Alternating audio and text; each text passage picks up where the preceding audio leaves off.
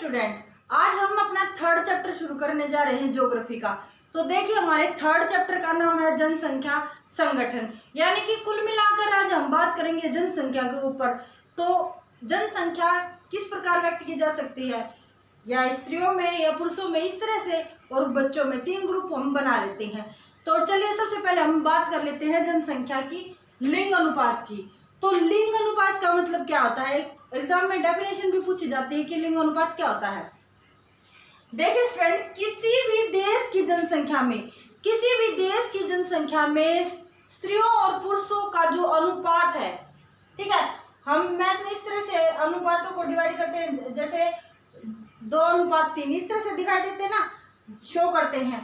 तो उसी तरह अगर हम पुरुषों और स्त्रियों की संख्या जो है उसको इस तरह से डिवाइड, एक तरह से दर्शाएं, तो क्या दर्शाएंगे, वो हम लिंग अनुपात दर्शाएंगे। ठीक है, तो लिंग अनुपात की डेफिनेशन हो गई, किसी भी देश में जनसंख्या में स्त्रियों और पुरुषों का जो अनुपात होता है वो क्या कहलाता है, लिंग अनुपात कहलाता है। तो देखिए स्टूडेंट, जो संयुक्त राष्ट्र संघ है ना, उसने एक अपनी सूची तैयार की है। उसके अकॉर्डिंग क्या है कि 139 देश ऐसे हैं जो हमारी लिंग अनुपात के क्या है, अनुकूल है। ठीक है, और 72 देश ऐसे हैं जो हमारे लिंग अनुपात के क्या है, प्रतिकूल हैं। ठीक है, यानी यहाँ सिचुएशन अच्छी है और यहाँ सिचुएशन गड़बड़ा रखी है, इतनी अच्छी नहीं है जितनी होनी चाहिए। इसी प्रकार एशिया में लिंग अनुपात क्या है, सबसे कम है। अब कौन से क्षेत्र ऐसे हैं, कौन से देश ऐसे हैं जहां पर ये लिंग अनुपात सबसे कम है, तो चीन में, भारत में, सऊदी अरब, अब पाकिस्तान और अफगानिस्तान, ये एरिया ऐसे हैं जहां पर लिंग अनुपात सबसे कम है।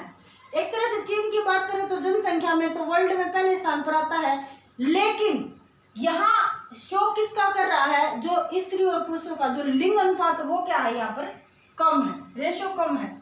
इसी प्रकार यूरोप सहित, मतलब रूस सहित पूरे यूरोप की अगर हम बात करें तो वहां पुरुषों की संख्या क्या है, कम है। पुरुषों की संख्या यहाँ कम क्यों है, क्योंकि उत्पूर्वास के कारण। अब उत्पूर्वास क्या होता है कि किसी रोजगार के कारण पुरुषों ने अपना जो मूल स्थान है वो क्या कर दिया है, छोड़ दिया है, और वो किसी दूसरे स्थान पर जाकर क्या करने लग गए हैं, बस गए हैं। तो ये क्या है, पुरुषों की संख्या इसीलिए रूस सहित पूरे यूरोप में क्या है, कम है। तो अब बात कर लेते हैं यहाँ कुछ इंपॉर्टेंट फैक्ट की। तो देखिए स्टूडेंट, अगर वर्ल्ड की बात करें तो सबसे अधिक लिंग अनुपात है लैटविया में। कितना अनुपात है, 1187 स्त्रियां हैं और 1000 पुरुष हैं। सबसे अधिक लिंग अनुपात है ये वर्ल्ड का। इसी प्रकार सबसे कम लिंग अनुपात की बात करें वर्ल्ड में, तो जो संयुक्त अरब अमीरात है, जिसकी शॉर्ट फॉर्म है UAE, यहाँ पर क्या है, यहाँ पर कम है, सबसे कम है वर्ल्ड में, 468 स्त्रियां और 1000 पुरुष हैं यहाँ पर। इसी प्रकार अगर एवरेज की बात करें, वर्ल्ड में एवरेज की बात करें लिंग अनुपात की, तो 990 स्त्रियां और 1000 पुरुष हैं। ठीक है स्टूडेंट, तो ये बात रही हमारे कुछ इंपॉर्टेंट फैक्ट की। तो थोड़ा सा आगे बढ़ेंगे और पाते हैं हम आयु संरचना का टॉपिक। अब ये आयु संरचना क्या है, यानी कि जब आयु संरचना की बात करें तो हम जो जनसंख्या उसको 3 कैटेगरी में डिवाइड करते हैं। एक तो 0 से 14 ईयर्स का ग्रुप, इसी प्रकार 15 से 59 ईयर्स का ग्रुप, ऐसे 60 प्लस का ग्रुप। अब ये जो ग्रुप है, जो हमारा फर्स्ट ग्रुप है, वो क्या दर्शाता है कि इसमें हमारे जो बच्चे हैं वो आते हैं, यानी कि 0 से लेकर 14 वर्ष के जो बच्चे हैं, शिशु हमारे जो हैं वो आते हैं, और वो क्या होते हैं, एक तरह से आश्रित जनसंख्या में आते हैं, क्योंकि ये अपना काम स्वयं नहीं कर सकते, आर्थिक क्रिया के आधार पर भी दूसरों पर, पेरेंट्स पे, गार्जियन पर, इन सब पर क्या रहते हैं, डिपेंड रहते हैं। इसीलिए इनको क्या कहा जाता है, आश्रित जनसंख्या कहा जाता है। इसी प्रकार कारण क्या है इसका, क्योंकि यहाँ ये आर्थिक क्रिया में कोई सहयोग नहीं करते, इसीलिए इनको आश्रित कहा जाता है। इसी प्रकार अगर सेकंड ग्रुप की हम बात करें, जिसमें 15 से लेकर 59 ईयर्स का जो ग्रुप है वो आता है, इसमें क्या है, इस ग्रुप को बोलते हैं कार्यशील जनसंख्या।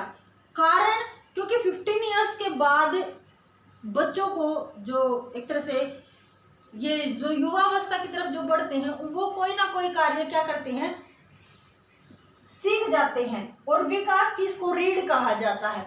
इसी प्रकार बात करें, क्योंकि जो युवा वर्ग है वो सबसे ज्यादा क्या करता है, संसाधनों का प्रयोग करता है। तो ये बात होगी हमारे सेकंड ग्रुप की, यानी कि आर्थिक क्रिया में सबसे ज्यादा भाग कौन लेता है, सबसे ज्यादा कार्य कौन करता है, हमारा ये सेकंड ग्रुप करता है। इसी प्रकार जो हमारा थर्ड ग्रुप है वो है 60+ का, यानी कि बुजुर्ग उसमें आते हैं, और सरकार का सबसे अधिक धन बुजुर्गों पर लगता है, उनके देख रेख पर लगता है। ठीक है, अगर कहीं हम ये लिखा पाते हैं युवा उच्च युवा अनुपात, इसका मतलब क्या है कि जनसंख्या में युवा ज्यादा है और उच्च जन्म दर भी अधिक है। ठीक है, तो ये बात हो गई हमारी युवा उच्च अनुपात की।